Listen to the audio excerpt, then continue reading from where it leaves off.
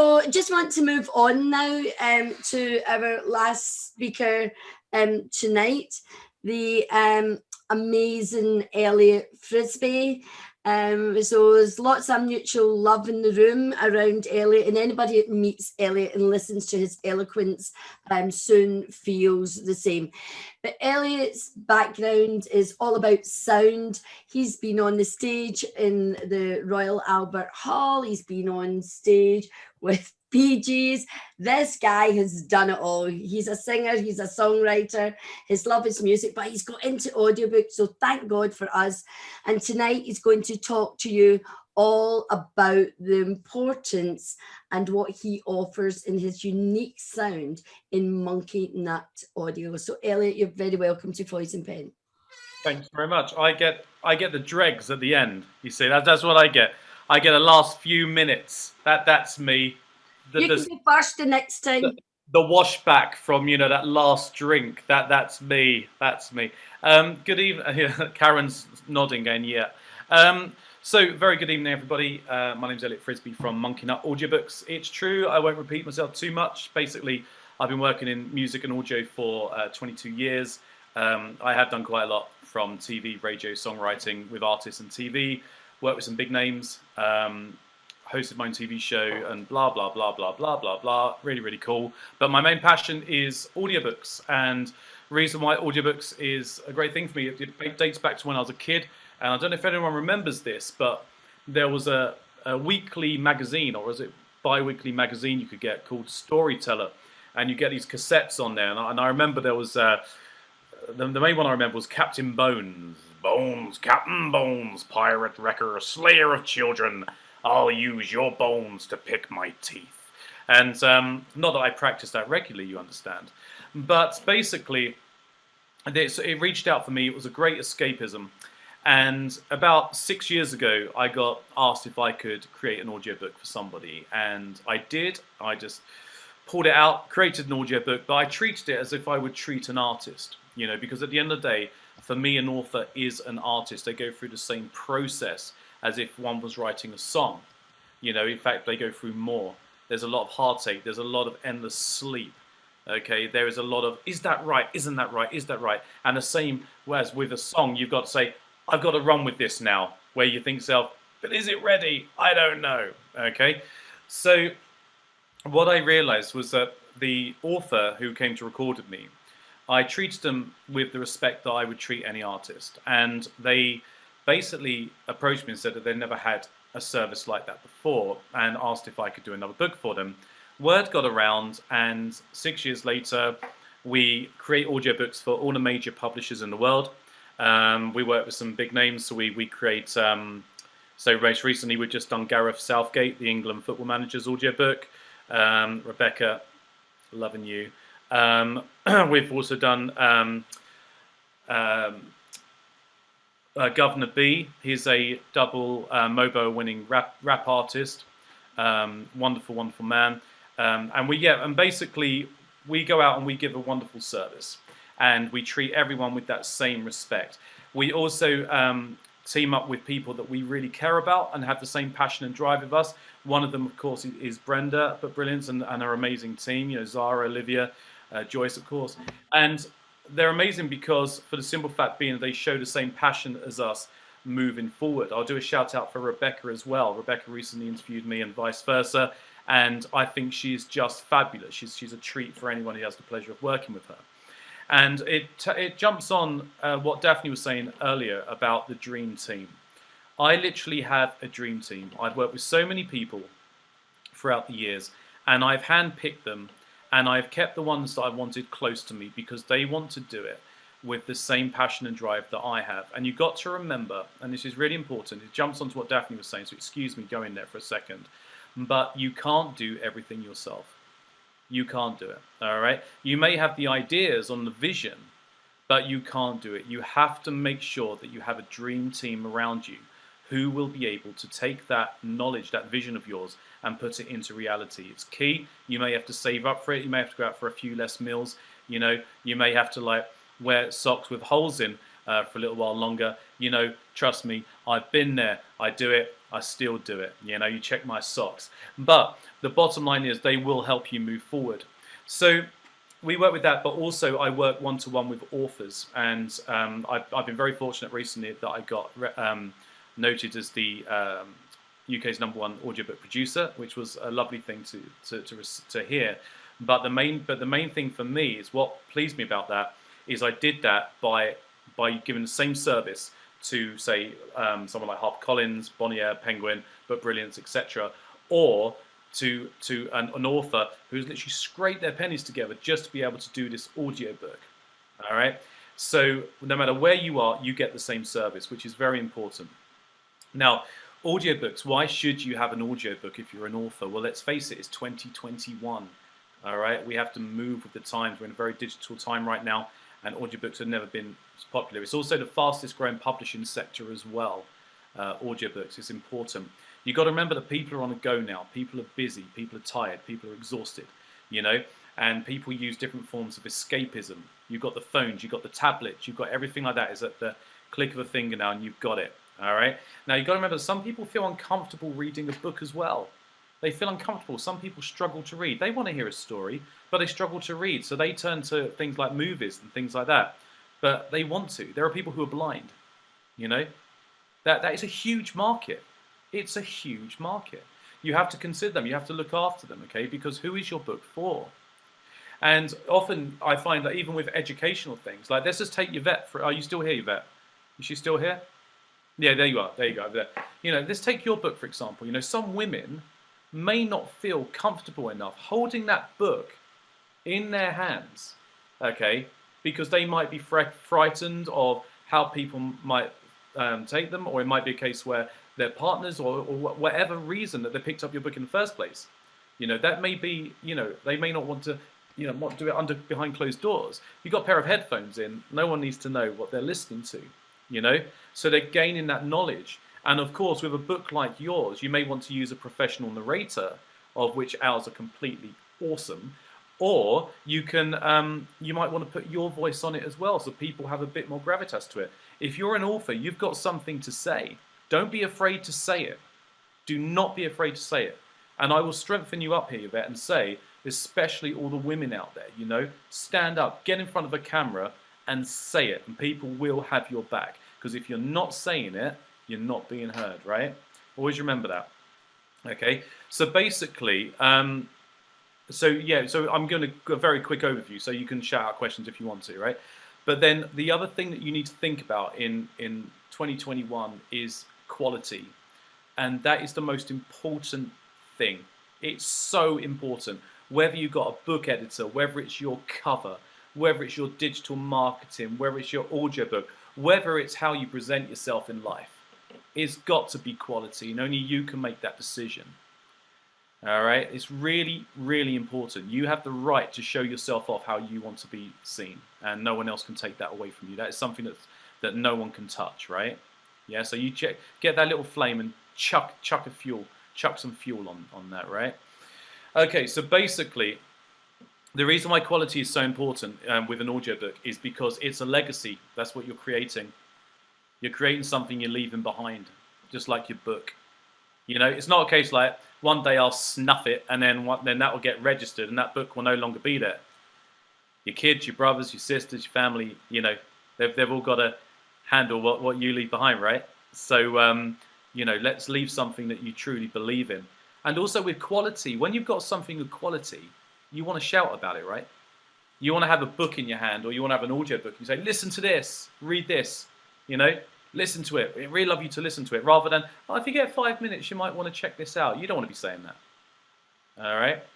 And the other thing with audiobooks as well is that when you create an audiobook, you're going on your preview button. I don't know how, for those who buy an audiobook, what you do is you go on the website, you've got a preview button.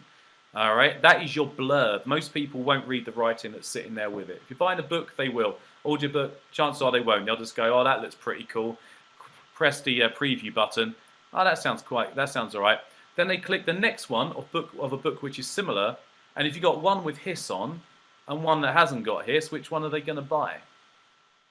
You know, if you've got someone who's just recorded it at home and they went, oh, it's my book. Oh, I'm going to read my book right now. I'm just reading, because naturally that's how everybody speaks when they read, right? With this lovely voice that I've just put on. And then what they do is they go, oh, I'm so proud of myself. And then what they do is they go and get, just like that horrible word Facebook, they just go and do what they do with Facebook and try and get as many likes as they can. And they know that they're only getting it from their friends. And their friends are going to say it anyway. But you've got to think of the big wide world, right?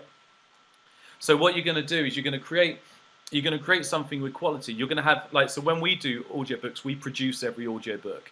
You know, we don't just chuck someone in a booth and go, record, ta-da, off you go, good luck. No, what we do is we dive right in behind. You know, we say, right, let's go behind the scenes here. What's your book about? You know, which bits are making you feel a bit emotional here? What's going on during this chapter here? And if they're saying to ourselves, well, this is actually a really emotional bit. I'm at this point, you know, I just lost someone dear to me, or anything like that. Well, if that person is not feeling emotional during that time of recording it, I will press that stop button. I will say, right, you go back. And I've done this before.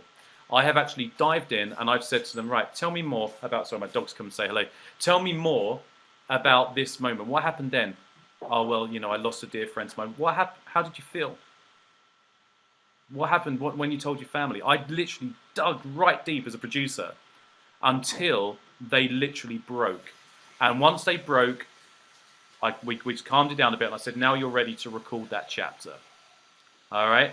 Because people aren't stupid. When you're listening to an audiobook, okay, you're triggering your brain through the one set of senses, and that is your ears. It's coming, you're not holding anything.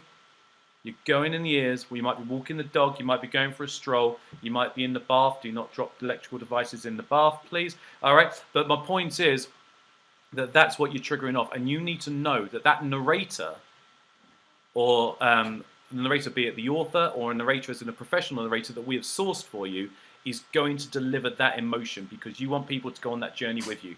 So if you've got something to say, it's important that you do that.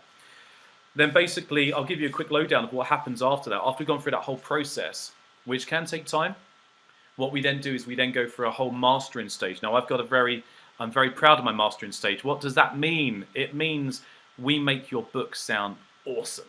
All right? And this isn't the editing.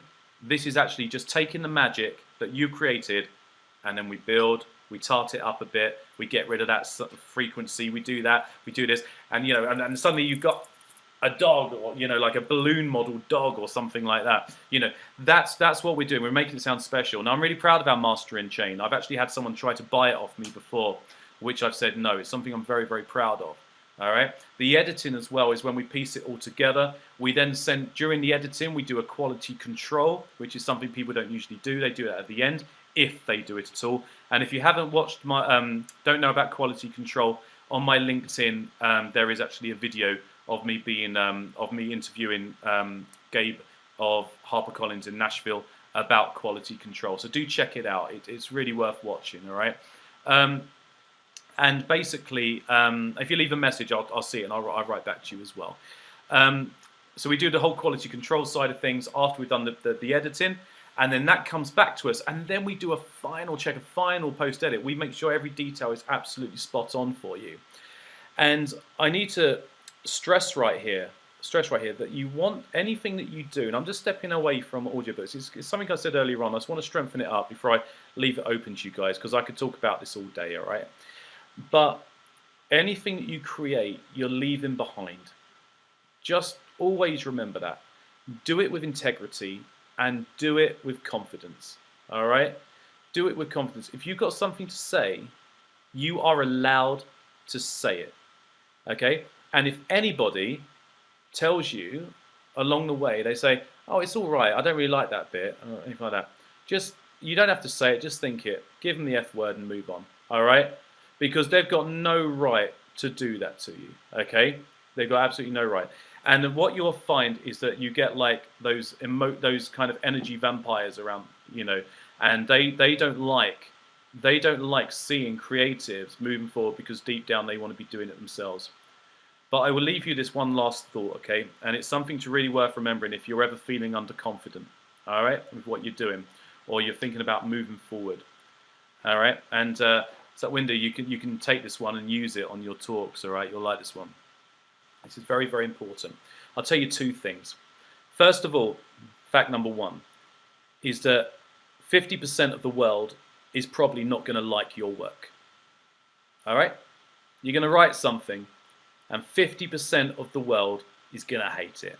And they'll give you some shit for it, excuse my language. All right? But that's okay. That's completely cool. Accept that.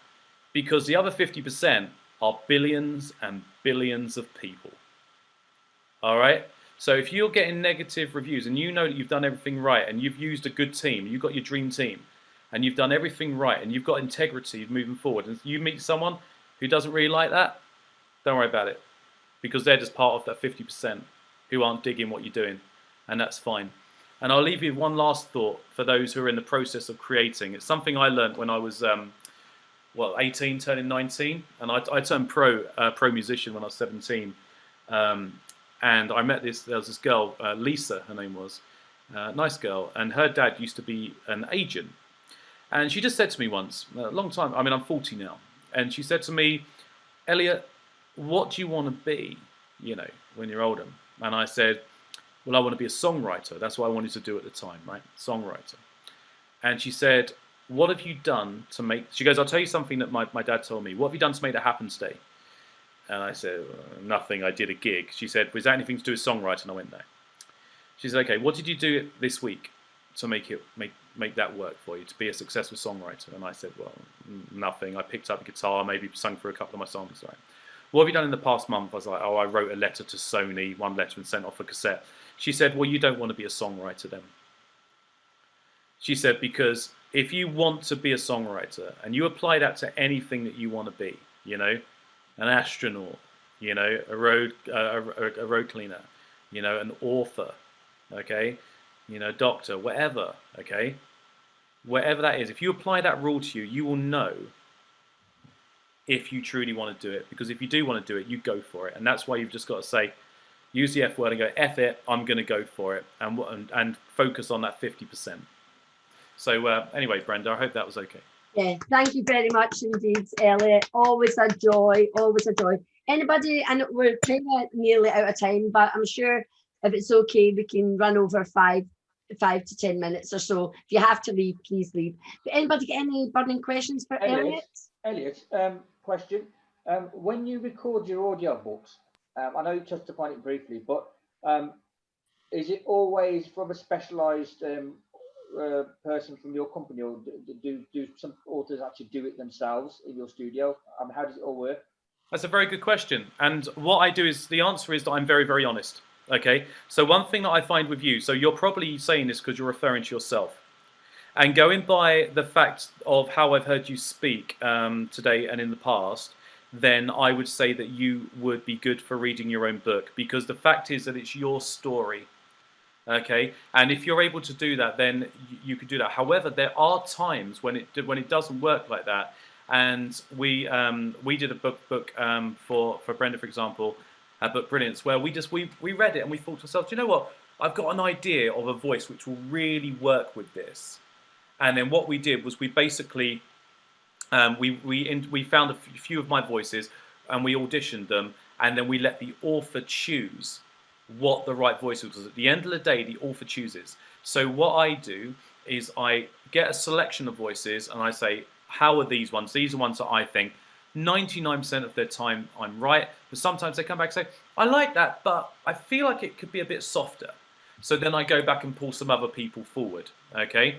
But what I would say, and is that if I have got an author reading, then, and sometimes they do insist, which generally makes me scared sometimes, but it's going to be all right in your circumstance, okay, is that what you do is I give before you, I don't just say, right, you're coming in next week, all right? I'm not in that much of a hurry to take your money, all right? What I am doing is I want to make sure that your audiobook is phenomenal, because every book we put out has to do a great job, right?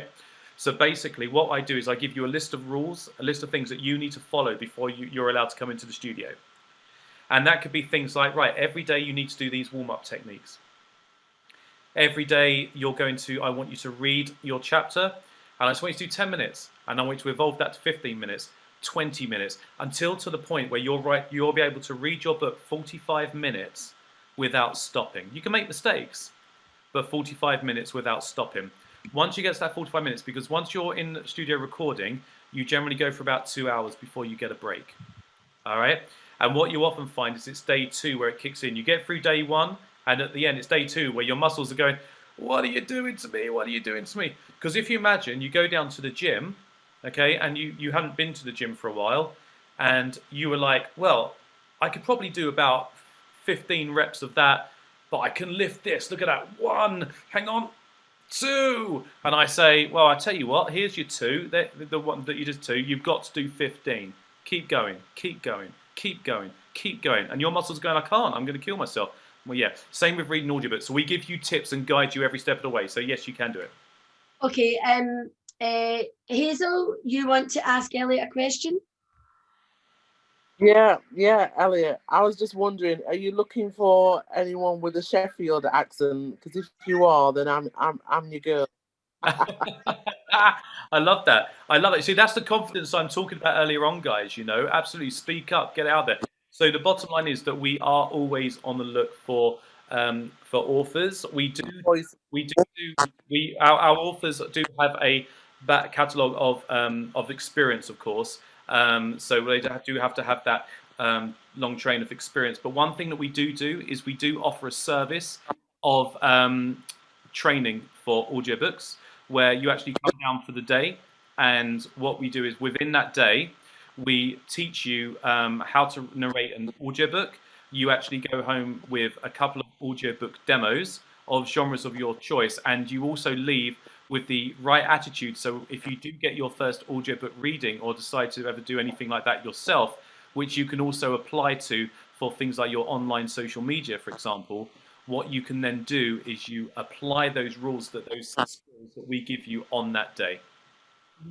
Wonderful question. Thank you very much. I'll take one more. Oh, Anybody else want to ask a question? Thank you. Thanks, Hazel. Can I just say, Jaswinder, so we're basically based, and Yvette as well, we're based in Hampshire, which is near Winchester. I was a London company, and then when I had kids, we moved down this way to get some support from the in-laws. And basically, the reason why I chose it is because a lot of people like to get out of London as well. We have a very, very nice experience here. We even give you afternoon tea. We actually do that. So what you can do is you can jump on Waterloo, jump on the train at Waterloo, jump straight there. If you jump in on a train, we'll even do a pickup service for you. But what we can also, but generally, you know, driving is really, really easy. And you feel like you're out, you feel like you're going somewhere, and you actually get that experience of actually achieving something. So that's where we are. Thanks very much, everybody. I hope you've really enjoyed yourself this evening. It's been absolutely fantastic value. Let's give everybody who found the courage to speak a round of applause.